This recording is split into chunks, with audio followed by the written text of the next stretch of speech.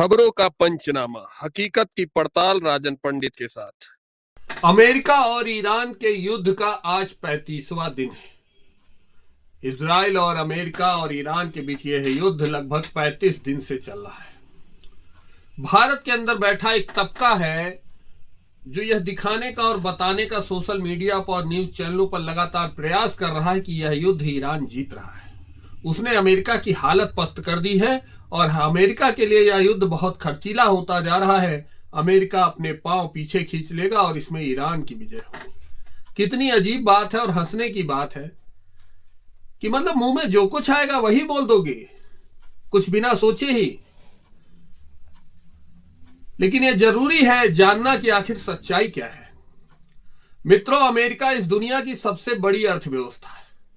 30 trillion के लगभग उसकी अर्थव्यवस्था है, जबकि उसके मुकाबले अगर ईरान की बात की जाए तो मात्र 300 बिलियन की ईरान की अर्थव्यवस्था युद्ध के पहले थी। अब यह बातें और अफवाहें क्यों फैल रही हैं कि ईरान युद्ध जीत रहा है, उसके देशवासी उसका साथ दे रहे हैं, वहां कोई विरोध नहीं कर रहा है। ऐसे तमाम प्रोपेगंडा इस भारत देश में बैठा एक तबका लगातार चलाने का प्रयास कर रहा है। अब आप सोचिए, जिसकी अर्थव्यवस्था तुमसे 60-70 गुना ज्यादा बड़ी है उसके लिए युद्ध खर्चीला है और ईरान के लिए युद्ध बहुत आसान है। अगर ये ईरान की जनता इस युद्ध का विरोध नहीं कर रही है तो पिछले 20 दिनों से ईरान में इंटरनेट सेवाएं, न्यूज चैनल सेवाएं बंद क्यों है? किसी भी न्यूज एजेंसी को ईरान में घुसने की परमिशन क्यों नहीं है? सच्चाई यह है मित्रों कि ईरान में जनता की आवाज को दबाया जा रहा है। जो लोग मोदी को भारत में बैठकर ईरान से तुलना करते हैं और ईरान के नेताओं से तुलना करके गालियां देते हैं कि एक वो है जो अपने देश के लिए लड़ रहा है, एक तुम हो जो पीछे हट जाते हो, उनको शायद सच्चाई पता नहीं है। ईरान की जनता दिन प्रतिदिन घुटती जा रही है, अंदर ही अंदर मर रही है, लेकिन वहां के नेता अपना ईगो सेटिस्फाई करने के लिए लगातार अमेरिका जैसे बड़े देश से युद्ध कर रहे हैं। आप जरा सोच कर देखिए कि समुद्र से एक नदी के बराबर पानी अगर निकल भी जाए तो क्या समुद्र पे कोई फर्क पड़ेगा? मैं एक लोटे की बात नहीं कर रहा हूं। जिस समुद्र में सैकड़ों नदियां डेली गिरती हैं, उससे अगर एक नदी का पानी निकाल भी दिया जाए तो समुद्र को कोई फर्क पड़ेगा? चाहे हथियारों का मामला हो, चाहे पैसों की बात हो, अमेरिका के सामने ईरान कहीं टिकता है क्या? आंकड़े ये हैं कि दुनिया की जो इस समय युद्ध के दौरान औसतन महंगाई दर है जो 4.4% है, वही महंगाई दर ईरान में 50% है। और इससे बचने के लिए ईरान को मजबूरन 1 करोड़ तक के नोट जारी करने पड़े हैं। उसकी मुद्रा रियाल, भारत में लोग गिरते रुपए को डॉलर से नापकर मोदी पर सवाल खड़ा करते हैं, गालियां देते हैं और ईरान की बड़ाई करते हैं, लेकिन उनको यह पता नहीं कि ईरान की स्थिति क्या है। ईरान की मुद्रा की स्थिति यह है कि भारत के 743 रुपए में ईरान के 1 करोड़ रुपए बन जाएंगे। आज वहां की जनता को एक बोतल पानी खरीदने के लिए 20 से 22 लाख रुपए खर्चा करना पड़ रहा है।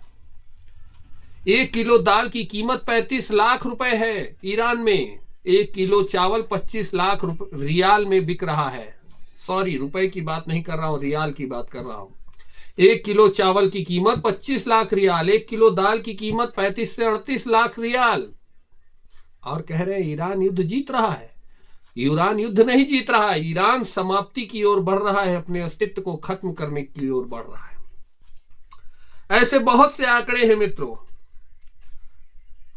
जिन पर जब आप नजर डालेंगे तो आपको लगेगा कि युद्ध कौन जीत रहा है। अभी तक इस 34-35 दिन के युद्ध में अमेरिका के 14 से 15 लोग मारे गए हैं। लगभग 24 लोग इजराइल में मारे गए हैं, लेकिन ईरान में 2000 लोगों की मौत हो चुकी है। कैसे कह देते हैं कि ईरान युद्ध जीत रहा है?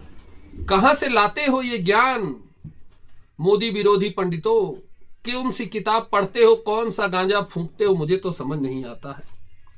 आज स्थिति यह है कि टोटल 3000 मिसाइलों का जखीरा ईरान के पास युद्ध के पहले था, जिसमें से आधे से ज्यादा ईरान उपयोग कर चुका है। लेकिन अमेरिका के लिए 3000 मिसाइलें तो एक चुटकी के बराबर नहीं है। आज ईरान दिन भर में 10 से 14 मिसाइलें अटैक करता है, लेकिन अमेरिका एक दिन में 68 मिसाइलों से अटैक कर रहा है ईरान के ऊपर। आंकड़े खोजिए, तलाशिए, देखिए। पता नहीं कहां से ज्ञान बांटने वाले लोग आते हैं।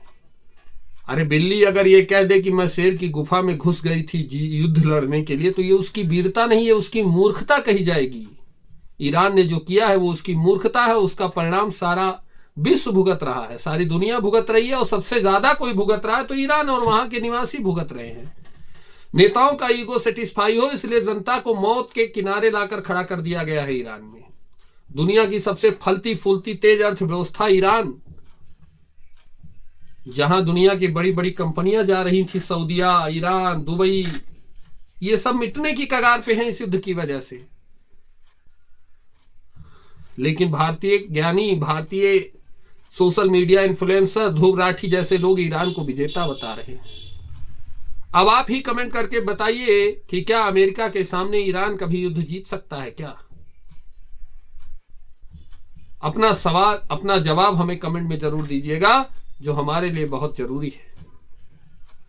इजराइल तो एक छोटा सा देश है, ईरान से अगर मुकाबला किया जाए तो 100वें हिस्से के बराबर इजराइल एक देश है, लेकिन उसके अंदर इतनी ताकत है कि वो आसपास के 57 मुस्लिम देशों को अकेले खत्म कर सकता है।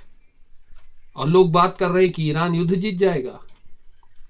ईरान युद्ध नहीं जीतेगा, ईरान अपना अस्तित्व खत्म कर रहा है, और ईरान का अस्तित्व शायद इस युद्ध के बाद कुछ रहेगा भी नहीं, क्योंकि जिस तरह से दुनिया के तमाम देशों को हारमूज पर वह परेशान कर रहा है, साथ ही साथ अमेरिका और इजराइल से दुश्मनी तो उसकी हो ही गई है। तो आने वाला भविष्य ईरान के लिए बहुत खतरनाक है। और जिनको इस देश में यह गलतफहमी है, मोदी विरोधियों को, कांग्रेसियों को, समाजवादियों को, ईरान यह युद्ध जीत रहा है, तो समय ज्यादा दूर नहीं है। 10 से 15 दिन में ईरान अगर इस युद्ध को नहीं रोकेगा तो अपने अस्तित्व को खत्म कर लेगा। जय श्री राम, जय हिंद, वंदे मातरम।